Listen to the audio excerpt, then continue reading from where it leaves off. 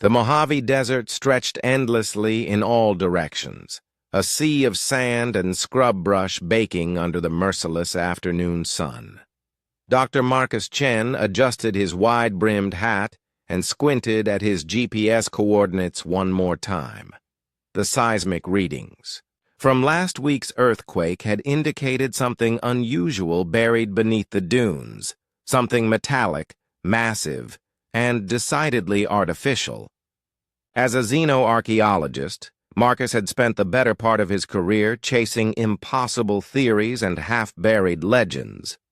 Most of his colleagues thought he was wasting his time searching for evidence of ancient extraterrestrial visitation, but the readings were too consistent, too perfectly geometric to be natural formations.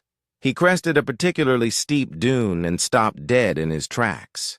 There, half buried in the sand like a sleeping leviathan, lay the unmistakable hull of a spacecraft. Its surface was a dull gunmetal gray that seemed to absorb light rather than reflect it. Strange angular patterns covered its visible portions.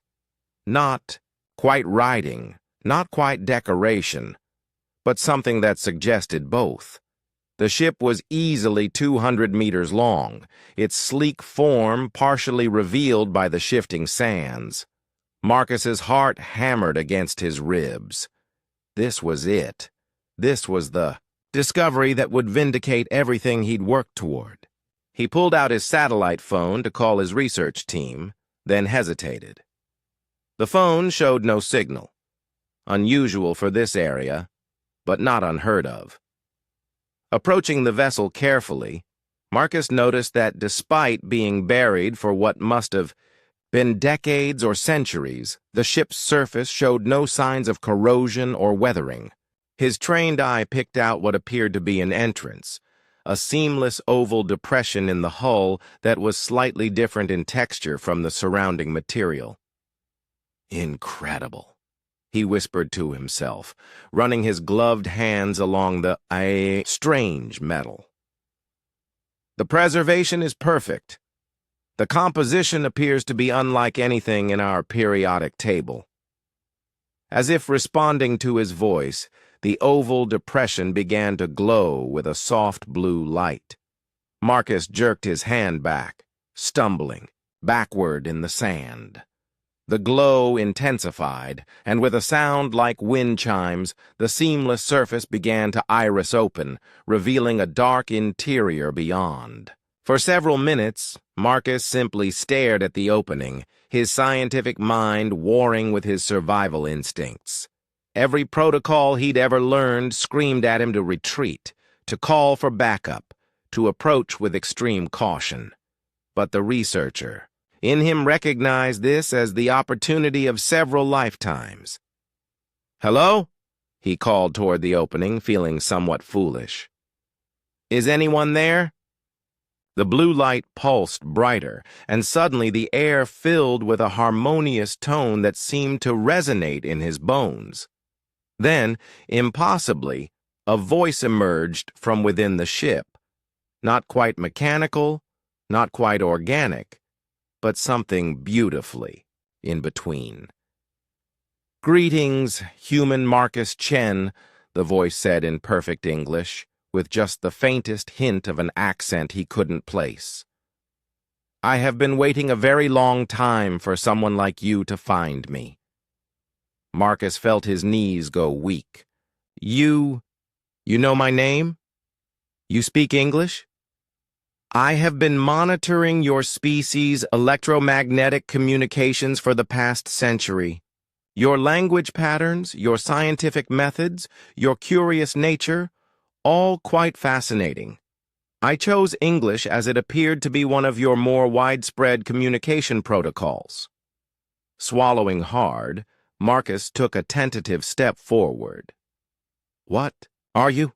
Where are you from?" "I am the AI consciousness of the vessel you see before you. My creators called themselves the Vial 3, though they have been extinct for over 3,000 years. I have been dormant beneath your desert, waiting for the right individual to discover me." "The right individual?" The voice carried what Marcus could only describe as warmth. Not just any human would suffice.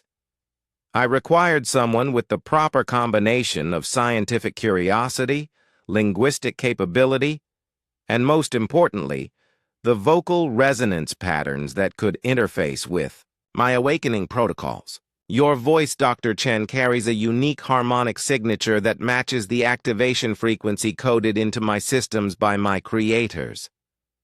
Marcus stepped closer to the entrance, his fear gradually being replaced by wonder. Why did they code for human vocal patterns? How could they have known about us thousands of years ago? The Viel-3 were explorers, much like yourself. They mapped not just space but time itself.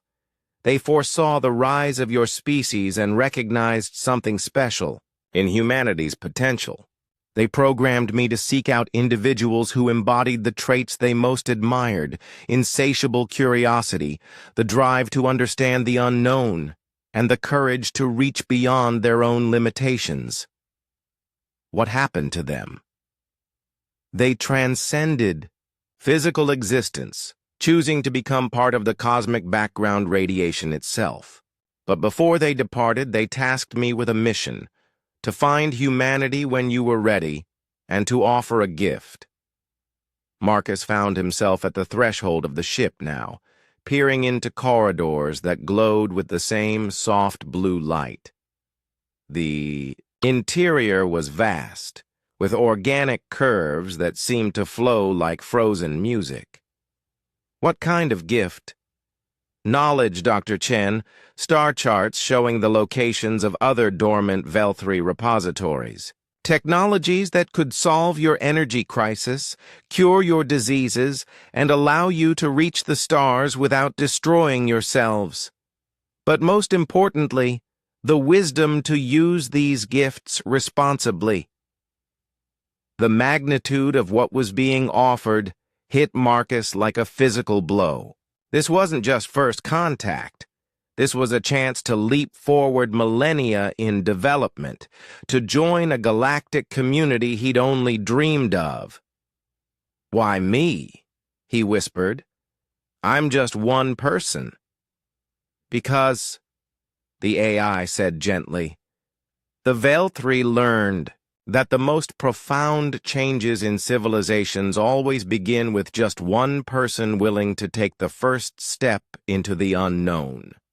Your species has that quality in abundance, Dr. Chen. It's what makes humanity special among the stars. You don't just adapt to the universe. You insist on understanding it, improving it, making it better than you found it." Marcus took a deep breath and stepped into the ship. As his feet touched the strange floor, he felt a gentle vibration, as if the vessel itself was welcoming him home.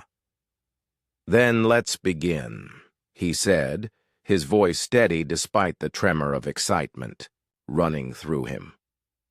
The entrance sealed behind him, and Marcus Chen, representing all of humanity, took his first steps toward the stars.